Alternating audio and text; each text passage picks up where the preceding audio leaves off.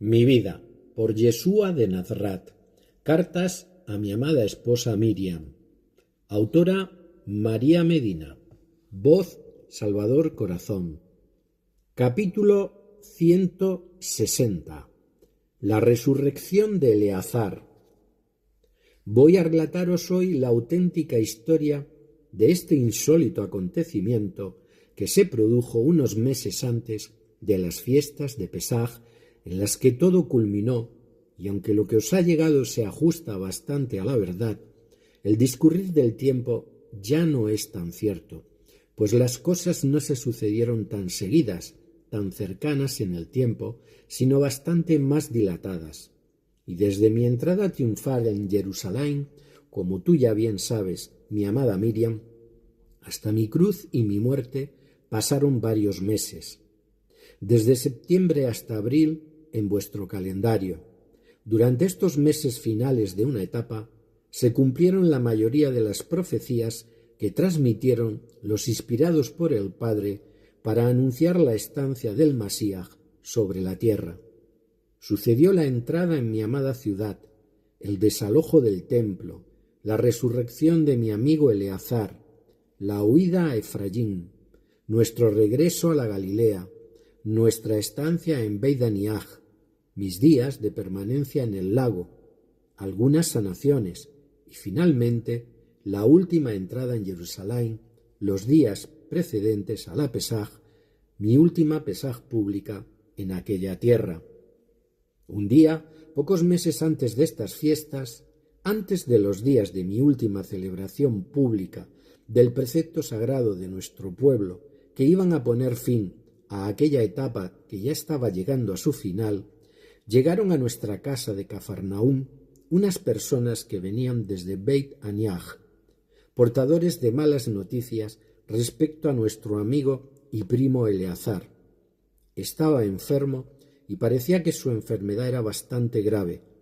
Tanto la salud de Eleazar como la de Martá no eran buenas, sobre todo la de él. Había enfermado de una dolencia pulmonar, en principio nada grave, pero que con el paso de los días fue agravándose, hasta llegar a producirle un cansancio continuo. No podía trabajar ni mantenerse en pie durante mucho tiempo, y debía permanecer casi siempre reposando, porque las fuerzas le faltaban, con frecuencia. Incluso ya se le hacía difícil respirar con normalidad. También su hermana Martá se contagió de aquella bacteria, aunque en ella fue más leve la infección. Eleazar se contagió de esta enfermedad a través de los animales que tenían en los establos de su casa en Beit Aniaj. Todos creyeron que se recuperaría pronto, pero no fue así y empeoró. En vistas de la situación de Eleazar, decidí ir a visitarles y nuestra familia emprendió el viaje. Nos fuimos acompañados de mis más cercanos discípulos, no de los 12, sino solamente de Simón, Johanan, Jacob, Tahoma, Tadai, Andrés y Filipo. Hacía poco tiempo que habíamos salido de Judea, donde la situación con respecto a mí ya se había vuelto bastante difícil y complicada, y los ánimos del Sanedrín estaban muy alterados. Al enterarse nuestros amigos de mi intención de viajar a Beit Aniaj, de volver a Judea, se alarmaron y me recordaron el peligro que eso iba a suponer, pero les contesté que no iba a sucederme nada todavía, que podríamos viajar tranquilos y que el Padre había dispuesto que se produjeran todos aquellos acontecimientos para demostrar una vez más su gloria y poder. Tahoma, que estaba realmente preocupado por mí, decidió que iríamos todos a Beit Aniaj, que me ibais a acompañar, porque no queríais dejarme solo, ya que la situación era peligrosa. Nuestro pequeño grupo se puso en viaje y llegamos al pueblo a los pocos días de haber recibido la noticia. Al llegar a su casa nos encontramos con que Eleazar ardía de fiebre, se sentía muy débil y no mejoraba. Grandes ojeras le rodeaban los ojos y su aspecto era demacrado. Cuando él y yo nos encontramos, nos abrazamos y con este abrazo, él me dijo cuánto me amaba.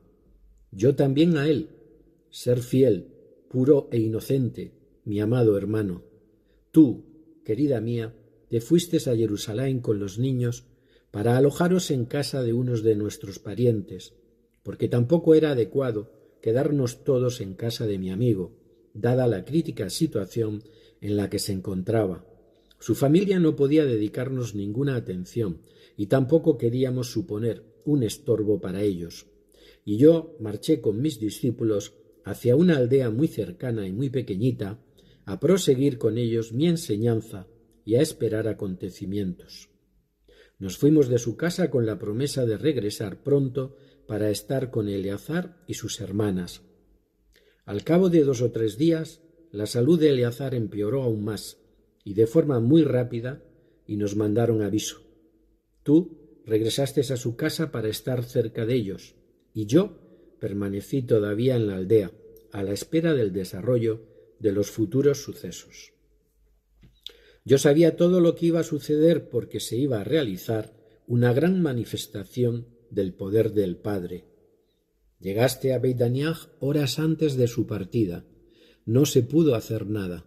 Eleazar se durmió en paz, acompañado por vosotras. Al recibir el aviso de su extrema gravedad, yo había respondido que iría a verle, pero que aún había tiempo, que me esperaran. Y luego dije a los hombres que me acompañaban que Eleazar ya estaba dormido.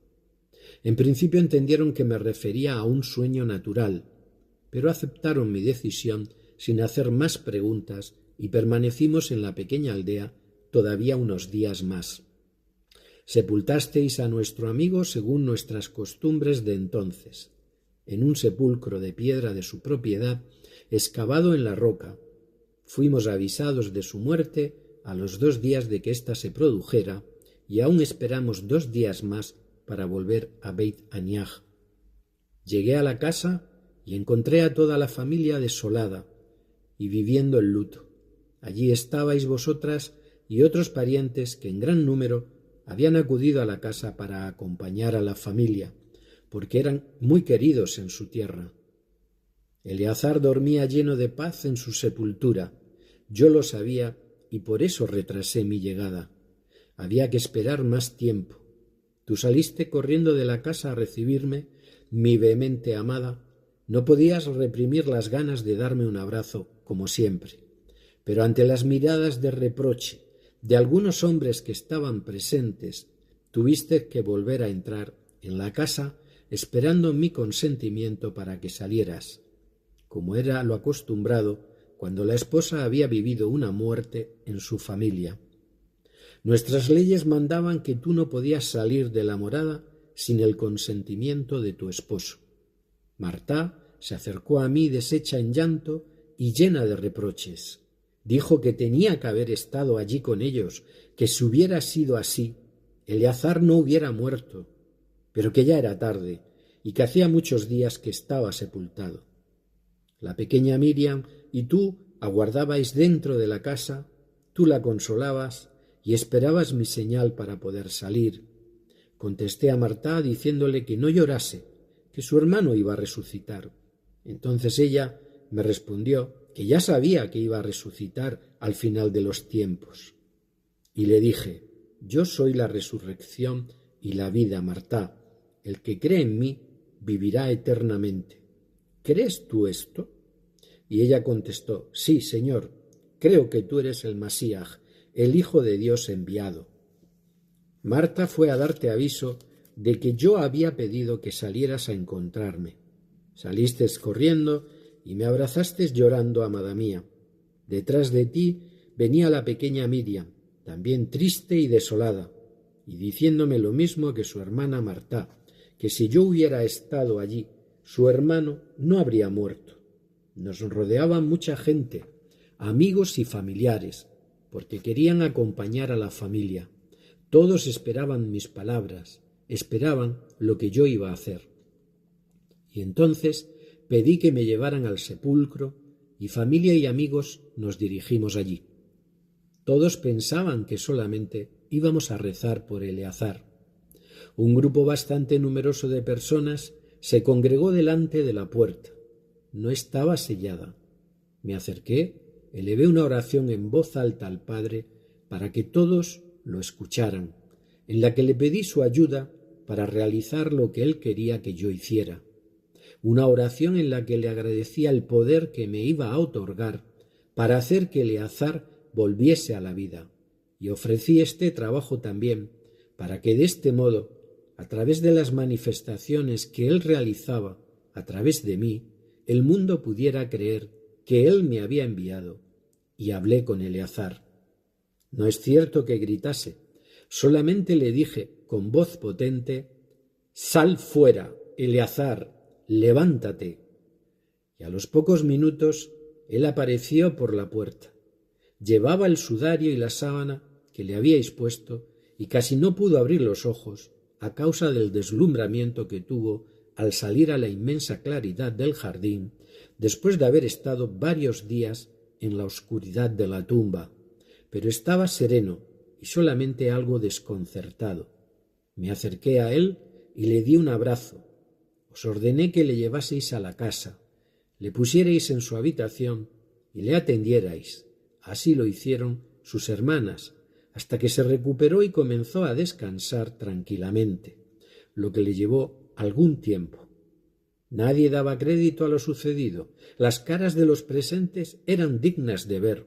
Se desataron risas y llantos de nerviosismo, y todos los presentes aceptaron mi personalidad como hijo del Padre y Masías. En torno a todo aquel espacio descendió una energía potente y plena de paz que nos envolvió a todos los que allí estábamos. Las mujeres lloraron por la emoción, los hombres se habían quedado mudos, nadie quería moverse de allí e intentaban comprender lo sucedido. Eleazar había emprendido su camino hacia el Padre, pero éste le detuvo y le ordenó regresar a la tierra. No era su momento, porque debía seguir realizando una tarea y además él fue el ser escogido para que el poder de Dios se manifestara ante los hombres. Es cierto que su partida y su vuelta a la vida provocaron en él un cambio, una iniciación, una renovación como corresponde a todo ser que ha vivido acontecimientos como este, porque ya no es la misma persona, porque su ser ha vivido una transformación, porque su alma va a experimentar una vida nueva, y al igual que hoy en vuestros días, sigue sucediendo con muchos hermanos que viven esta experiencia. Muchos de los presentes salieron corriendo de aquel lugar para contar a todo el mundo lo sucedido. Y ya, desde aquellos días, mi fama y la confianza que el pueblo de Israel había depositado en mí como el enviado del Padre para salvarles, fueron cada vez más en aumento. Con todo mi amor, Yeshua.